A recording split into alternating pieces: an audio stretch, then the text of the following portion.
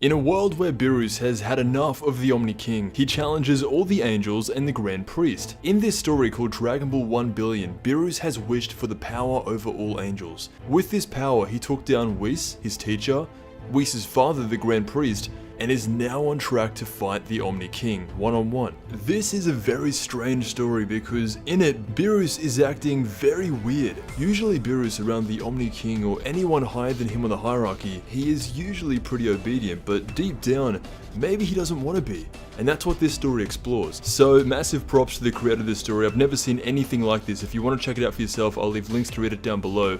But when Beerus confronts the Omni King in his own house, he says, "Long time no see, the Lord of Lords." He's pretty much implying straight away that he has come here to kill the Omni King in order to attain his power so that Beerus could be the Omni King.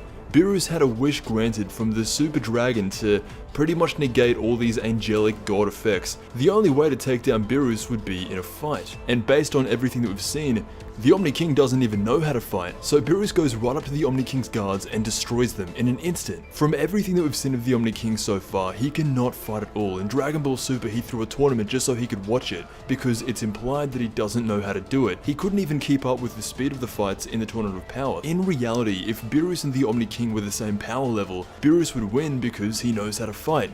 But in this story, what we see is a miniature Omni King fly from the ground and start throwing punches at Beerus.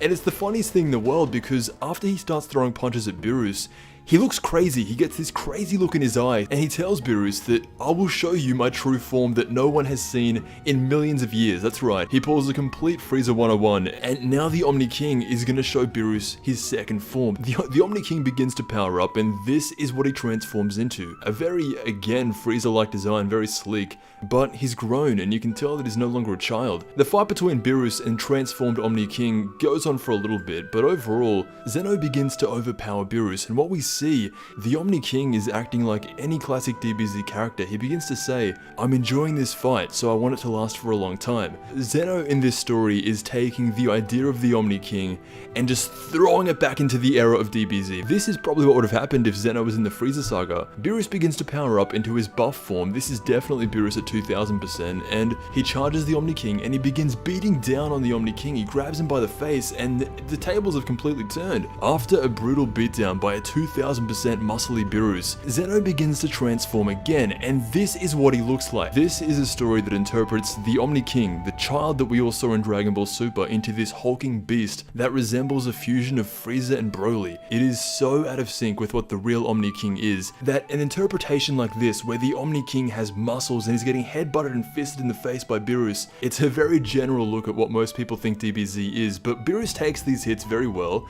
and it's actually a pretty cool fight now. You have buff Beerus with hair on his arms, and a Zarbon looking Zeno who's grown 8 feet, the equivalent of Bob vs Rick. Eventually what ends up happening is even though Beerus has grown incredibly strong to challenge the Omni King in this fiction, the Omni King throws him to the ground and says, "They don't call me the Omni King for nothing. Everything that exists belongs to me. I think you're forgetting who I am." Beerus looks up at the Omni King and he is petrified. He knows that his time is done. He actually retreats the fight. However, the Omni King throws a huge blast at him and that is the end of Beerus.